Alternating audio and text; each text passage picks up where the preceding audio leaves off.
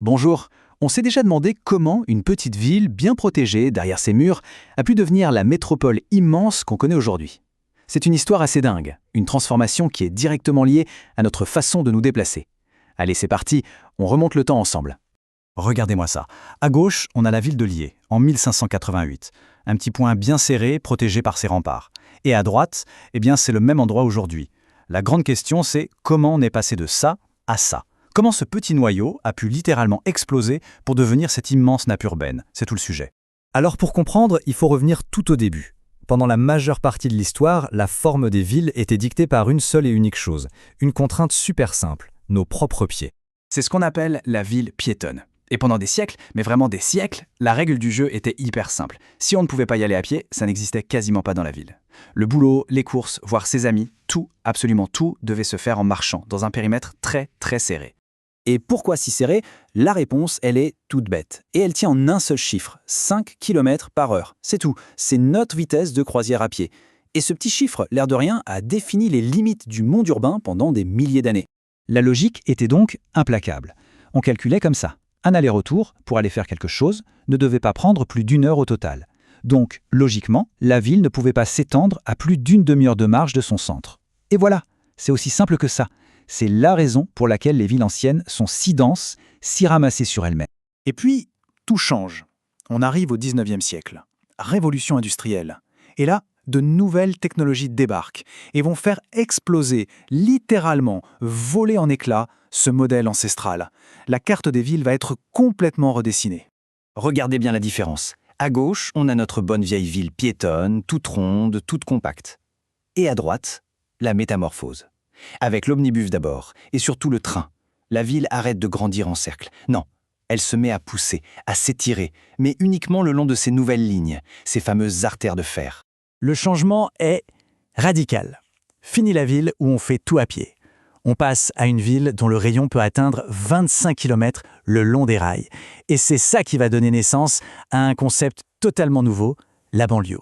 L'idée de pouvoir habiter au vert, loin du centre, tout en continuant à y travailler. Bon, le train a tracé les grandes lignes. Mais il manquait encore une pièce au puzzle. On avance dans le temps, on arrive au XXe siècle, et là, une autre invention va venir tout finir et donner à la ville le visage qu'on lui connaît aujourd'hui. En fait, le train, c'était un peu comme le squelette de la nouvelle ville. Il avait dessiné les branches de l'étoile.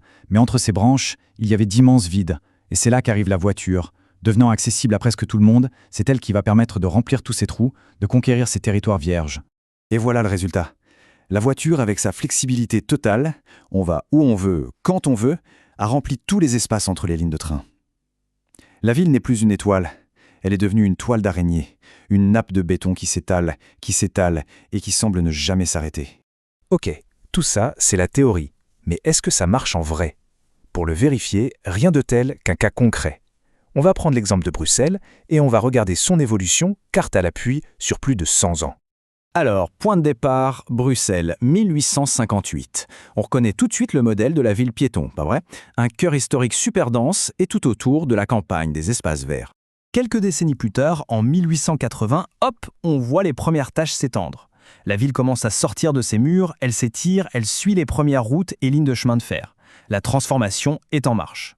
Mais là, en 1930, on passe à la vitesse supérieure. L'expansion s'accélère vraiment. Et regardez, on la voit très bien, cette fameuse forme en étoile dont on parlait. Bruxelles n'est plus une petite ville, elle est tirée de tous les côtés par ses gares, par ses lignes de tram.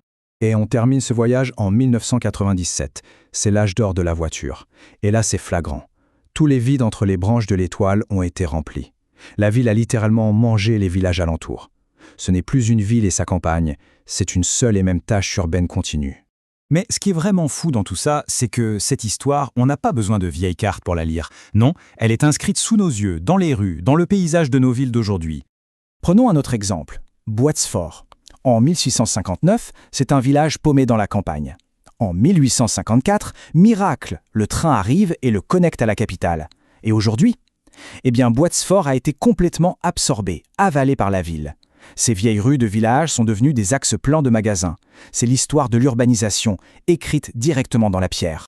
Donc si on résume, on part d'un point, le noyau piéton.